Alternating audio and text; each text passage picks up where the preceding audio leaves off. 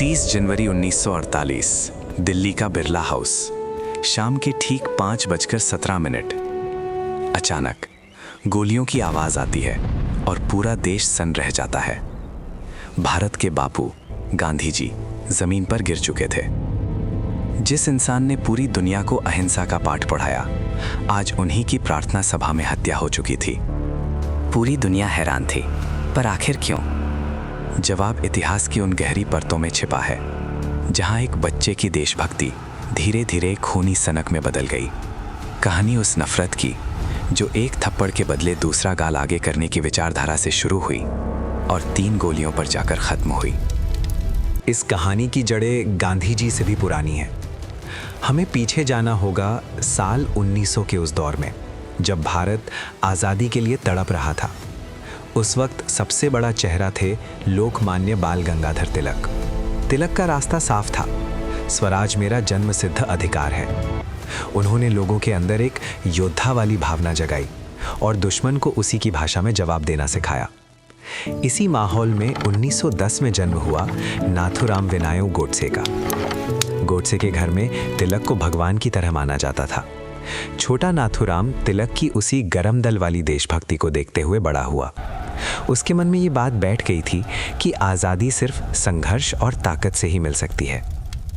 1920 में तिलक के जाने के बाद देश की कमान गांधी जी के हाथ में आ गई। गोडसे के लिए ये बदलाव स्वीकार करना बहुत मुश्किल था, क्योंकि उसे लगता था कि तिलक की वीरता को गांधी जी की तपस्या ने दबा दिया है। 1920 में गांधी जी ने असहयोग आंदोलन शुरू किया।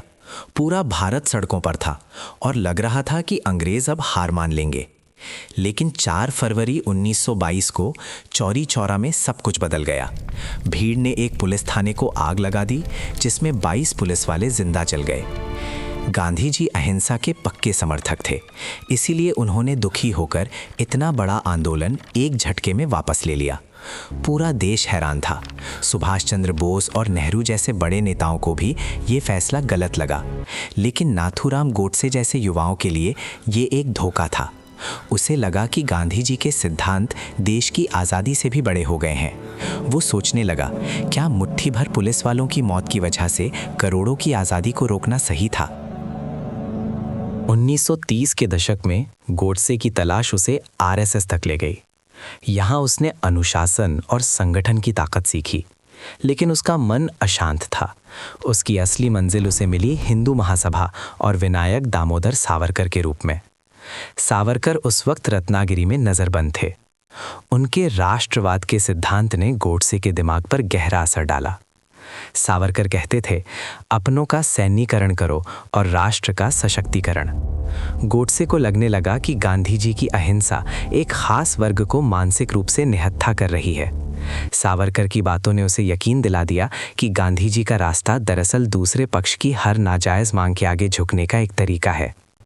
1939 में जब वर्ल्ड वॉर 2 शुरू हुआ, तो गांधी जी और सुभाष चंद्र बोस के रास्ते अलग हो गए। गोडसे बोस के एक्शन के बड़े मुरीद थे। जब बोस ने आज़ाद हिंद फौज बनाई, तो गोडसे को लगा कि आज़ादी का असली रास्ता यही है। लेकिन गोडसे को सबसे ज़्यादा गुस्सा तब आया जब गांधी जी ने बोस के हथियारबंद संघर्ष का समर्थन नहीं किया। उसे लगा कि गांधी जी की वजह से बोस जैसे महानायक को देश के बाहर संघर्ष करना पड़ रहा है, जबकि देश के अंदर सिर्फ उपवास और शांति वार्ताएं हो रही हैं। उसका मानना था कि अगर पूरा देश बोस के साथ खड़ा होता तो आज़ादी सम्मान के साथ मिलती, बंटवारे की कीमत पर नहीं। 16 अगस्त 1946 को डायरेक्ट एक्शन डे का ऐलान हुआ। कलकत्ता की सड़कों पर जो कत्लेआम हुआ, उसने गोडसे की रूह कंपा दी। हजारों लोगों का खून बहा। गोडसे के लिए ये सबसे बड़ा टर्निंग पॉइंट था। उसे लगा कि जब एक पक्ष खुलेआम हिंसा कर रहा है, तब गांधी जी अब भी हृदय परिवर्तन की बात कर रहे हैं। जब गांधी जी नोआखाली के दंगा प्रभावित इलाकों में नंगे पैर शांति की अपील कर रहे थे, तो गोडसे को लगा कि वे सिर्फ अपने ही वर्ग को अहिंसा सिखाते हैं, जबकि हमलावरों को रोकने के लिए कोई कड़ा कदम नहीं उठाते। उसके अंदर ये सवाल चीख रहा था, जब घर जल रहे हों तो कोई प्रार्थना कैसे कर सकता है? 1947 में आज़ादी के साथ बंटवारे का खौफनाक दर्द आया। पाकिस्तान से जब लाशों से भरी ट्रेनें आने लगी, तो गोडसे के अंदर बदले की आग ज्वाला बन गई। उसे लगा कि गांधी जी ने अखंड भारत के टुकड़े होने दिए, लेकिन आखिरी कील साबित हुआ 55 करोड़ रुपए का विवाद। पाकिस्तान ने कश्मीर पर हमला कर दिया था, इसीलिए भारत ने वो पैसे रोक लिए थे, लेकिन गांधी जी इस रकम को दिलवाने के लिए अनशन पर बैठ गए। गोडसे के लिए ये राष्ट्रद्रोह जैसा था। उसे लगा कि गांधी जी उस दुश्मन की तिजोरी भर रहे हैं जो सरहद पर हमारे जवानों का खून बहा रहा है। यहीं से शुरू हुई हत्या की आखिरी साजिश। 30 जनवरी 1948 शाम के 5:17 गोडसे भीड़ को चीरते हुए गांधी जी के सामने आया। उसने गांधी जी के पैर छुए और फिर सीधे 3 गोलियां उनके सीने में उतार दी। गोडसे वहां से भागा नहीं, उसने खुद हाथ उठाकर पुलिस को बुलाया और आत्मसमर्पण कर दिया। लाल किले में चले केस के दौरान उसने घंटों लंबा बयान दिया। उसने गर्व से कहा कि उसकी नज़र में ये कोई मर्डर नहीं बल्कि एक धर्मयुद्ध था। उसने तर्क दिया कि गांधी जी की नीतियों की वजह से ही देश का बंटवारा हुआ और लाखों लोग मारे गए, इसलिए उनका मरना राष्ट्र के हित में था।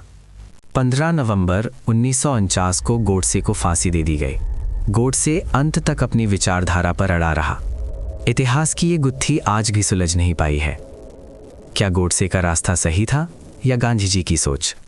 क्या सावरकर और बोस का रास्ता अपनाना बेहतर होता, या फिर गांधी जी की अहिंसा ने ही भारत को और बड़े गृहयुद्ध से बचाया? अपनी राय कमेंट्स में ज़रूर बताएं और चैनल को सब्सक्राइब करें।